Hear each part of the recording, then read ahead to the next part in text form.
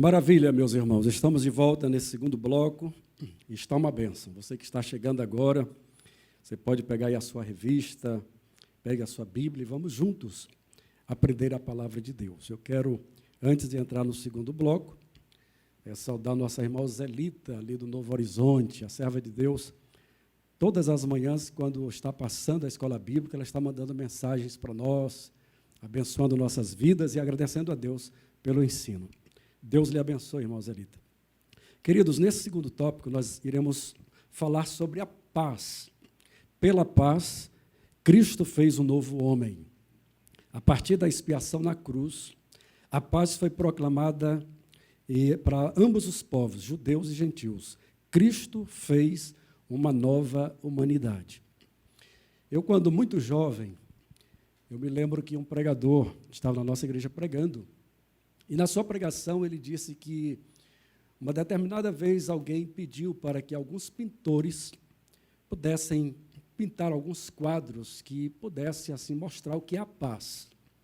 E alguns mostraram, pastor Nilson, assim, um rio muito calmo, com árvores bonitas e pássaros, né, nos rios e etc., como símbolo da paz. Outro pintou um homem em cima de uma montanha, respirando aquele ar tão delicioso, contemplando as nuvens, enfim, a natureza criada por Deus. Mas um outro criou um pássaro, pintou um pássaro em uma árvore, e esse pássaro estava cantando em meio à tempestade. Uma grande tempestade estava se levantando, e aquele pássaro, no quadro pintado, estava ali cantando. Quando foi feito, então, o julgamento de qual quadro estaria demonstrando melhor o que é a paz, aquele quadro do pássaro que estava cantando em meio à tempestade. Assim é a nossa vida, querido. Cristo, ele uniu esses dois povos para que fossem um e para que houvesse harmonia. Por isso, faça uma aplicação para nós, cristãos, pastor Nilson, e o pastor Epaminondas falou muito bem, de nós termos cuidado com esse extremismo religioso, e diz um certo escritor chamado Andrei Murray, ele fala sobre o perigo do orgulho da santidade. É justamente esse orgulho da santidade que leva para o extremismo religioso. Então, nós precisamos entender que Cristo nos uniu para que haja paz. E é interessante você observar que por onde nós andamos no país ou fora do país, quando nós encontramos alguém que reconhece Jesus como Salvador, há uma perfeita harmonia, não é, pastor Epaminondas? Há uma perfeita paz. E logo de início, a primeira saudação que vem é graça e paz, shalom, é a paz do Senhor e assim por diante. Foi isso que Cristo veio fazer, promover a paz entre os dois povos, mas também promover a paz entre nós cristãos. Não é isso, pastor Nilson? É verdade, pastor Amarildo. Paz. Paz talvez seja a maior necessidade que o mundo precisa. Paz talvez não, com toda certeza, é um bem maior que toda a humanidade necessita. Mas não é isso que vemos ao longo da história, ao decorrer da história. O que nós temos visto no decorrer da história são conflitos. A ideia de muro, o muro, no caso do templo, separando o lugar dos prosélitos da fé, os gentios, do acesso ao Santo dos Santos, e que este muro foi derrubado através de Cristo Jesus, dando acesso a todos à presença de Deus, estes muros não se resumem a questões religiosas. Nós podemos citar muros que foram levantados no decorrer da história entre nações, entre sociedades, entre pessoas. A Grécia Antiga registra muros que foram levantados para dividir sua própria nação. Recentemente, na história, nós tivemos o Muro de Berlim, que separava a Alemanha Oriental da Alemanha Ocidental. E se você tentasse atravessar aquele muro, provavelmente seria fuzilado. Atualmente, ainda temos muros separando sociedades, como a da Coreia do Sul e da Coreia do Norte. Muros têm sido levantados por causa de conflitos. Porém, em Cristo Jesus, todos estes muros podem ser destruídos. Todos estes muros podem ser derribados. Mesmo os muros emocionais que muitas vezes você levanta dentro de casa, entre parentes e amigos. Porque Deus, através de Cristo, está reconciliando, sim, o mundo com Ele, mas também nós uns com os outros, para que sejamos todos uma só família, a família de Deus. E é fundamental que a gente entenda, então, qual é o resultado dessa reconciliação, que tipo de paz que o Senhor Jesus está promovendo através do seu sacrifício. A revista, segundo o seu autor, nos elenca aí diversos tipos de paz. Paz como um fim de um conflito, paz como estado de tranquilidade. Eu queria destacar também aqui que ele fala da paz como uma qualidade espiritual, que é o caso do fruto do Espírito, Gálatas capítulo 5, 22. Mas o fruto do Espírito é paz, que é um atributo que o crente, a nova criatura, obtém mediante o Espírito de Deus no seu processo de santificação. Mas eu queria destacar aqui 2 conceitos de paz na Bíblia que podem ser aplicados para nós, segundo a meditação que estamos fazendo. Eu quero falar sobre a paz com Deus e a paz de Deus. A paz com Deus é exatamente esta que nós estamos tratando aqui. Não é uma paz subjetiva, não é aquela ideia de alívio para as nossas emoções, mas é sim um cessar-fogo, um cessar de conflito, um cessar de inimizade. A bem da verdade, a inimizade, a presença do conflito é algo que nós vemos desde o Gênesis, no seu primeiro capítulo. Quando o próprio Deus, no proto-evangelho, disse que, por causa do pecado do homem, ele colocaria inimizade entre a semente da mulher e a semente da serpente. Inimizade esta que só seria cessada, acabada, destruída, mediante a cruz do Calvário, representado naquele texto pelo fato da serpente picar o calcanhar da semente da mulher, e a semente da mulher, que é Cristo, destruir e pisoteando a cabeça da serpente. A partir dali nós temos inimizades na Bíblia toda. Inimizades entre Caim e Abel, inimizades entre Esaú e Jacó, inimizades entre Davi e Saul, até chegar no nosso Senhor Jesus Cristo, uma inimizade geral e restrita de todos para com ele. A verdade é que a paz que Deus obtém em Cristo, eliminando esta inimizade, a paz com Deus, é um cessar-fogo. É um cessar-fogo entre Deus e os homens. É um cessar-fogo entre a ira de Deus, que não mais está sobre os homens, que, uma vez reconciliados em Cristo, encontram uma amizade com Deus. Agora, reconciliados, feitos novas criaturas, são incluídos na família de Deus como filhos de Deus, filhos adotados. Esta é a paz com Deus, a paz que o Senhor Jesus conquista na cruz.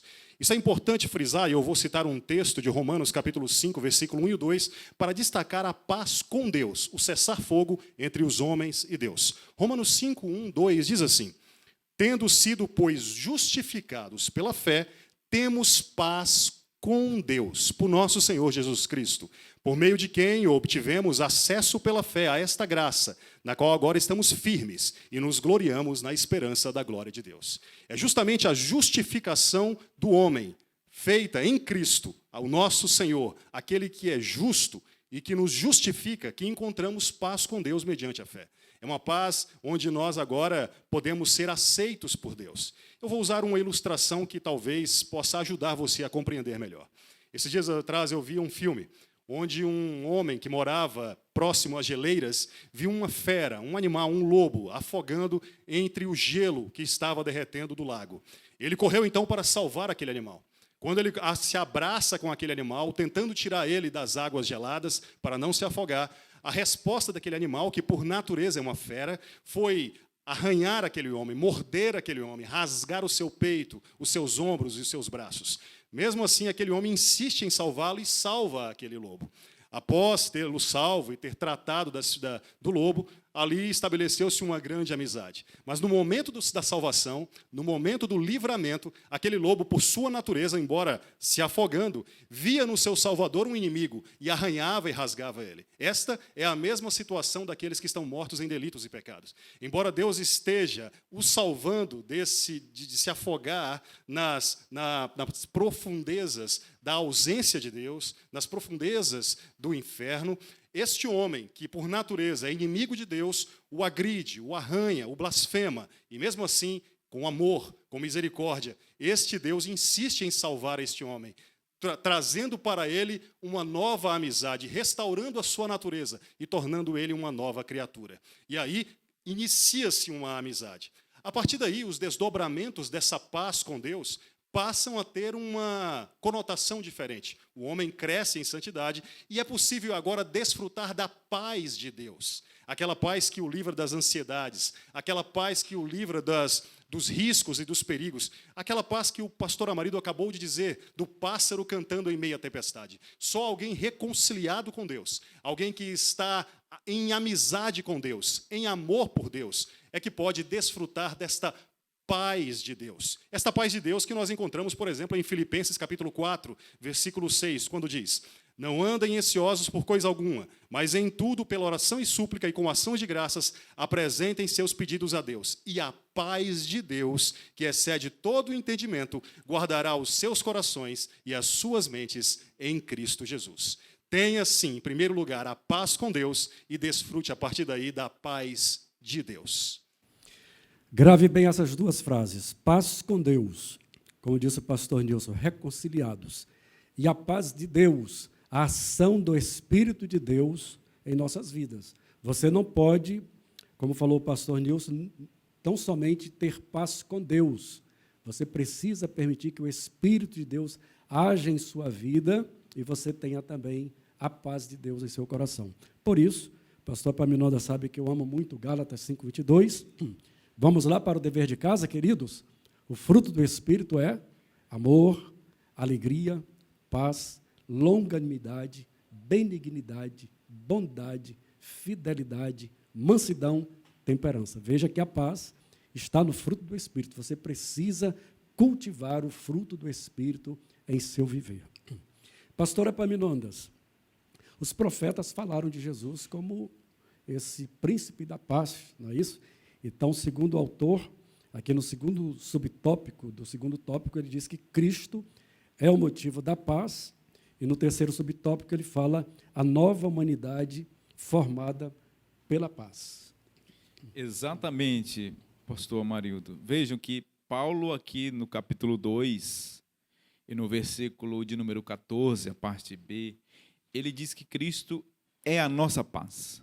E o comentarista muito bem frisou que Cristo não apenas é o autor da paz, mas que Cristo é a própria paz.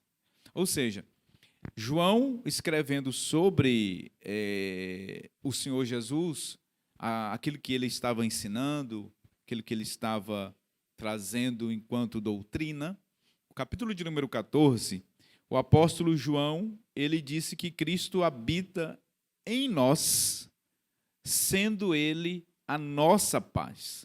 Percebam que, se Cristo habita em nós, aquilo que os meus colegas pastores já colocaram aqui muito bem, se Cristo habita em nós, não há motivo para pânico, não há motivo para desespero, não há razão para tamanha angústia, embora estes sentimentos eles estejam permeando a nossa vida, mas nós precisamos, em Cristo Jesus, porque temos esta paz, estarmos tranquilos. Esta paz não é ausência de guerra. Essa paz é ter tranquilidade em meio à guerra. Eu me lembro que o próprio Senhor Jesus, o pastor Amarildo falou sobre o cantar dos pássaros em meio às tempestades. O próprio Senhor Jesus, enquanto os discípulos estavam desesperados, achando que iam morrer, que iam sucumbir, né? O Senhor Jesus estava com o seu travesseiro, tirando uma soneca, em meio à tempestade. Isso é paz, querido. No meio dessa pandemia, né, de toda essa situação que nós estamos vivendo, tranquiliza o teu coração. Se Cristo habita em você e Ele está dentro de você, residindo em você, posto que você é a morada e a casa dEle, através do Espírito Santo, você é a casa da paz. Cristo está dentro de você, você é a casa da paz. E essa paz, ela foi muito bem profetizada, prometida no Antigo Testamento. O pastor Nilson falava sobre a introdução da inimizade no mundo através de Satanás. Satanás ele destruiu a paz que existia entre Deus e o homem, os nossos primeiros pais, Adão e Eva. Ele construiu essa inimizade. Foi Satanás quem construiu essa inimizade entre a humanidade e Deus. Vejam, mas Deus, no Antigo Testamento, também, pastor Marildo, já havia prometido a paz a todos os homens. Davi, no Salmo de número 2, ele profetizou sobre o Messias que viria estabelecer um reino de paz. O profeta Isaías, ele vai vaticinar lá no capítulo de número 9, que aquele que reinaria, ele seria chamado de príncipe da paz. O profeta Miqueias, ele disse sobre o Messias: e tu, Belém Efrata, de ti nascerá aquele que reinará sobre as nações, e o seu reino será fundamentado, estabelecido a partir da paz. O profeta Ezequiel, no capítulo de número 34, verso 25, ele fala sobre uma aliança de paz que Deus faria. Nós entendemos, pelo contexto escatológico, que isso ocorrerá no milênio, em que Deus vai remover a ferocidade dos animais. Quando lá no verso 25 do capítulo 34 de Ezequiel, ele diz que não haverão mais feras na terra, ou seja, Deus vai fazer uma aliança de paz, inclusive restabelecendo a harmonia que há entre o reino animal, entre os homens e o reino animal. De modo que nós temos uma perspectiva, nós temos um panorama escatológico no milênio em que essa paz perfeita vai ser estabelecida plenamente. Hoje nós temos a paz interior. Hoje nós temos essa paz que, através de Cristo Jesus, pelo seu Espírito, reina em nós. Mas há exteriormente uma inimizade, há guerras estabelecidas, mas está chegando o tempo, e ele vai chegar, em que Cristo Jesus estabelecerá plenamente, literalmente, em todas as partes da terra, um reino de justiça, de equidade e um reino de paz. E isto veio através da morte sacrificial de Cristo Jesus. Que bênção, glória a Deus.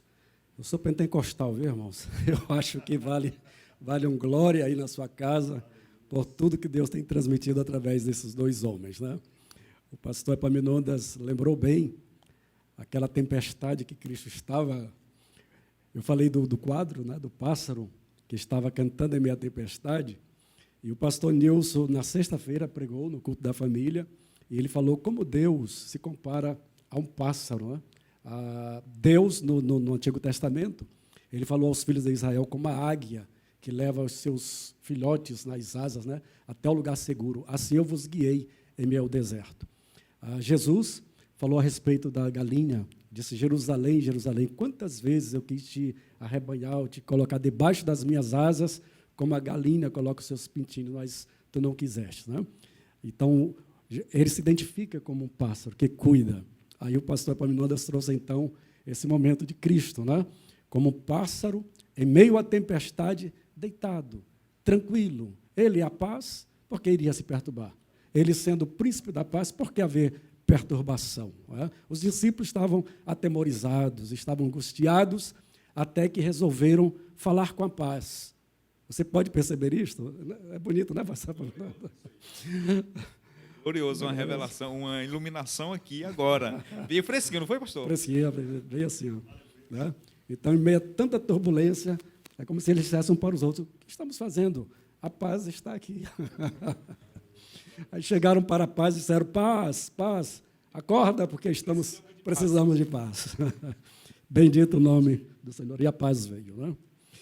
Está tão bom, né, queridos? Mas mais um intervalo, e daqui a pouco estaremos concluindo com o terceiro tópico da lição. Tá bom? Permaneça aí no seu lugarzinho.